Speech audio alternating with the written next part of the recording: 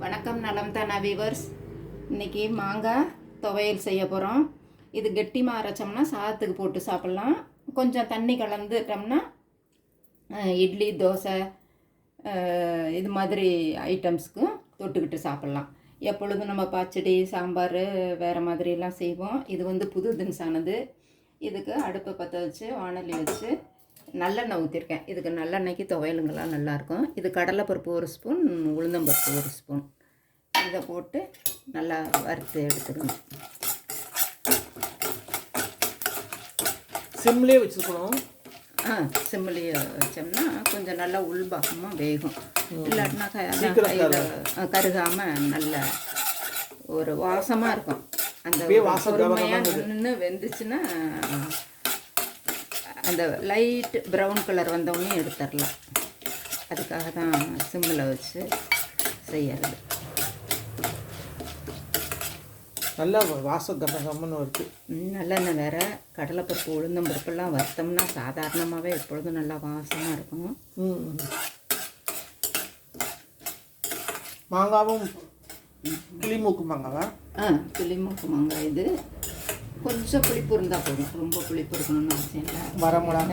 வரமிளகா, சின்ன வெங்காயம் ஒரு 4-5, அது பெருசாக இருந்ததுனால 2ஆக கட் பண்ணி வச்சுருக்கேன். பூண்டு ஒரு 6-7 பல்லு, கருவேப்பிலை மட்டும் சும்மா ஒரு கொத்து, இவ்வளோ கூட வேண்டியதில்லை. இன்னும் கொஞ்சம் கம்மி பண்ணிக்கலாம். இங்கே வீட்டில் நல்லா ஃப்ரெஷ்ஷாக வளர்ந்துருக்கவும் நல்லா கொஞ்சம் ஒரு 2 கொத்து எக்ஸ்ட்ரா இந்த செவந்திரிச்சு பாருங்கள். இதுலேயே வெங்காயத்தை போடலாம். ஒரு சில சமயம் என்னாகும், கொஞ்சம் கூட செவந்துடும், கருப்பாக போயிடும். அதனால் சாப்பிட்றப்ப கசப்பு கொடுத்துரும். அதுக்காக இதை எடுத்து வச்சுக்கிட்டு அப்புறமேலு இந்த வெங்காயம் பூண்டை போட்டு வதக்கிட்டு கருவேப்பிலை மிளகாயெல்லாம் போட்டுக்கணும். மிளகாய் இதில் போட்டுக்கலாம். அப்படி மிளகாய் இதில் போடுறதுக்கு பதிலாக மிளகாய் தூள் கூட போட்டு அரைச்சிக்கலாம். நான் மிளகாய் இதுலேயே போட்டு அரைக்கிறேன். வெங்காயத்தை போட்டு எடுத்துக்கிட்டு மிளகாய் போட்டோமா? இல்லை, இதுலேயே போட்டுடலாம். இது பூண்டும் வெங்காயமும் மட்டும் கொஞ்சம் நல்லா வதங்கணும். அந்த பச்சை பூண்டுன்னா கொஞ்சம் வதங்கி பச்சை வாசம் போகணும், வெந்துடணும் பூண்டு மட்டும். இந்த பச்சை பூண்டாக இருந்துச்சுன்னா ஒரு சில சமயம் வாய்வு உடம்புக்கு தங்கிடும். லேசாக வதக்கிட்டு சாப்பிட்டோம்னா அந்தளவுக்கு ஆகாது. வேணும்னா இன்னும் 2 பிடிக்கும்னா இன்னும் 2 பூண்டு கூட ஒரு கலந்துக்கலாம். நான் மீடியம் சைஸு 4 பல் போட்டிருக்கேன். ஒரு 5-6 கூட போடலாம். சின்ன வெங்காயம் நல்லது. சின்ன வெங்காயம் நல்லது. அதுவும் ரொம்ப போட வேணாம். இல்லை, வெங்காயம் வெள்ளானாலும் சின்ன வெங்காயம் யூஸ் பண்ணுறீங்களா? இல்லை, இது டேஸ்ட்டு கொடுக்கும் சின்ன வெங்காயம். அப்படி இல்லைன்னா பெரிய வெங்காயத்தில் ஒரு மீடியம் சைஸு சின்ன சைஸு போட்டுக்கலாம். இந்த இது வதங்கிருச்சு, பூண்டும் லைட்டு ப்ரௌன் கலர் வந்துருச்சு. இப்போ மிளகாய் இதுவும் கொஞ்சம் பச்சை வாசம் போகிறாப்புல வதங்கினதுக்கப்புறம் அவங்கவுங்க காரத்துக்கு தகுந்தாப்பில் போட்டுக்கலாம். இது மாங்காய் இது கொஞ்சம் புளிப்பாக இருக்கிறதுனால ஒரு மிளகாய் சேர்த்துக்கணும். பொடி கூட பிளெயின் மிளகாய் பொடி கூட கலந்துக்கிறேன். அந்த கலந்துக்கு கருவேப்பிலை ஒரு கொத்து.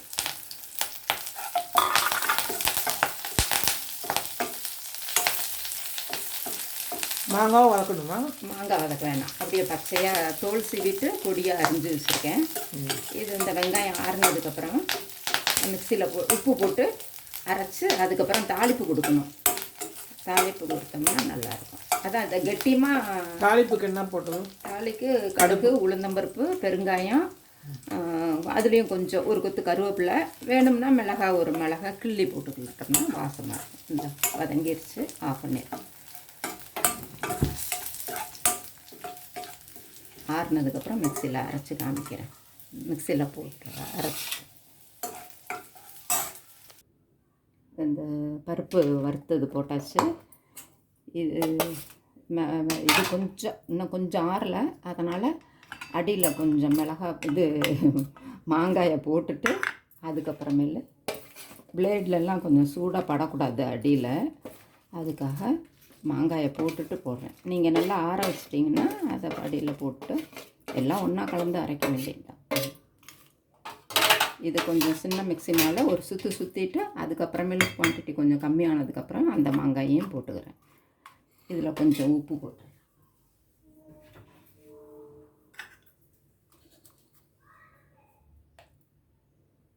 உப்பு அவங்கவுங்க டேஸ்ட்டுக்கு பார்த்து போட்டுருங்க.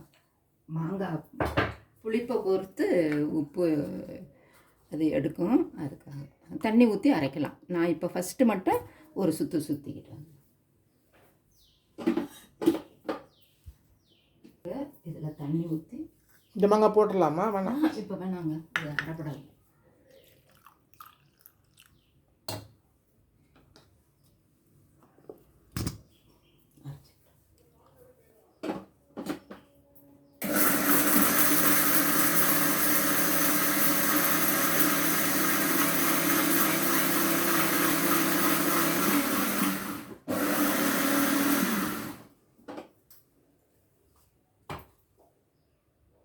கோர்ஸாகவே இருக்கணும். இந்த அவங்களுக்கு டேஸ்ட்டுக்கு தகுந்தாப்புல இப்படி அரைச்சிக்கலாம். கொஞ்சம் கோர்ஸாக இருக்குது. இது போட்டுடலாம்லையா? அது சொல்கிறாப்புல புளிப்பு போகுது போல போட்டுடலாம்.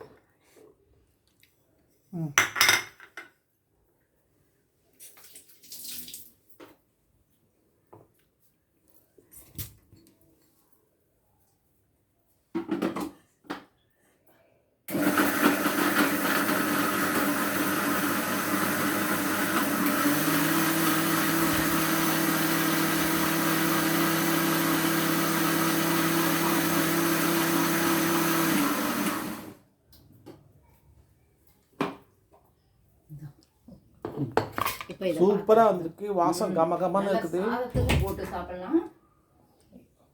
இது கேரளா மாடல். இது கேரளாவில் இந்த மாதிரி தான் செய்வாங்க. இப்போ இது இப்போ தாளிப்பு கொடுத்துடலாம்.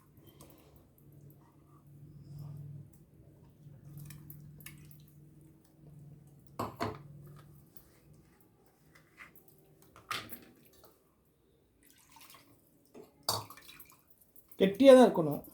கெட்டியாக இருந்தால் சாதத்துக்கு நல்லாயிருக்கும். தண்ணி வச்சுக்கலாம். அப்புறமேலு இட்லி தோசைக்கு தொட்டுக்கையில் இதை ஊற்றிக்கலாம்.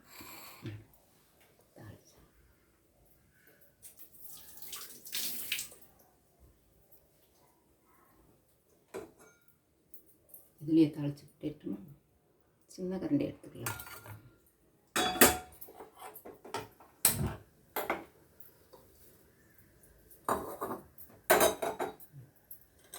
இதுக்கும் நல்லெண்ணெய் எடுத்துக்கலாம். பொதுவாக துவையலுக்கு நல்லெண்ணெய் நல்லாயிருக்கும்.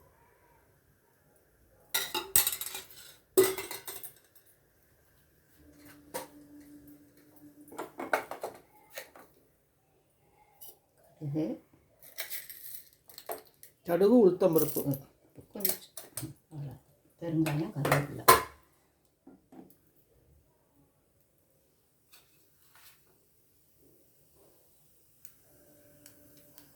கடுகு நல்லா பொரியிட்டுருங்க. ஆமாம், பெருங்காயம் போடுறப்ப ஆஃப் பண்ணிட்டு போடணும். தீஞ்சிரும். கட்டி பெருங்காயமாக இருந்தால் இதில் போடலாம். தகுந்துருச்சு. கருவேப்பிலை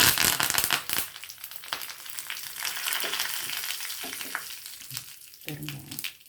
கட்டி பெருங்காயமாக இருந்தால் வறுக்கறப்ப கூட போட்டு அரைச்சிக்கலாம். அதில் பெருங்காயம் வாசம் போயிடுச்சு.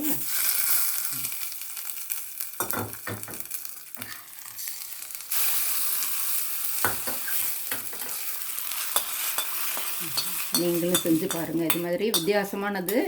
இது ரொம்ப டேஸ்டியாக இருக்கும். இந்த புளிப்புலாம் அப்படியே இந்த உடம்பு சரியில்லாதவங்களுக்கெலாம் வாய் புளிப்பாக தேடும் இல்லையா, அது மாதிரி இதை இருக்கிறவங்களுக்கு நல்லாயிருக்கும். சாப்பிட்றதுக்கு நல்லாயிருக்கும். நீங்களும் செஞ்சு பார்த்துட்டு எப்படி இருக்குன்னு ஃபீட்பேக் சொல்லுங்கள். நலம்தானா சேனலுக்கு சப்ஸ்கிரைப் பண்ணுங்கள். பெல் பட்டனை ப்ரெஸ் பண்ணுங்கள். தேங்க்யூ.